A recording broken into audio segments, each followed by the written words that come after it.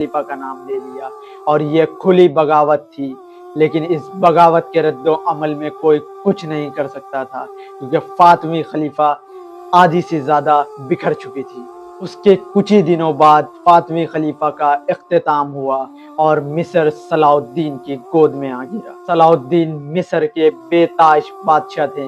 ये कामयाबी से नूरुद्दीन जंगी बहुत खुश हुआ था। ये कामयाबी इतनी बड़ी थी कि नूरुद्दीन जंगी सोचने पर मजबूर हो गया था कि कहीं ऐसा ना हो कि सलाउद्दीन अय्यूबी मेरी जगह आकर बैठ जाए। और नूरुद्दीन जंगी के ये सोचने के कुछ ही दिनों बाद 1174 में उनकी वफात हो गई।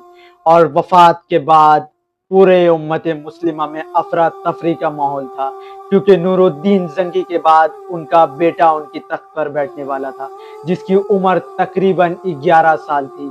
शाम में वही हालात हो चुके थे जो कि कभी पहले हुआ करते थे। नूरुद्दीन जंगी की वफात के बाद सलाउद्दीन का एक ही मकसद था कि पूरी दुनिया के मुसलमान को वापस जोड़ना। और मुसलमानों को जोड़ते वक्त उन पर 2 बार कातिलाना हमला हुआ।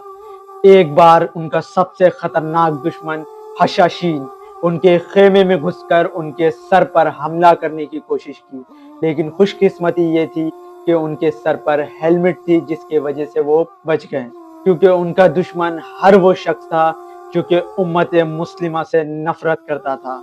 और 12 साल की जद्दोजहद के बाद सलाउद्दीन को कामयाबी मिल गई। सलाउद्दीन ने मुसलमानों को इकट्ठा करने के बाद दुनिया में जिहाद का ऐलान कर दिया। और उसने सिर्फ जंग करने का इरादा नहीं किया, उसने पूरी स्ट्रेटजी बनाई, क्योंकि वो जानता था कि वो सलेबी फौज जो कि भारी भरकम लिबास पहनकर धूप में नहीं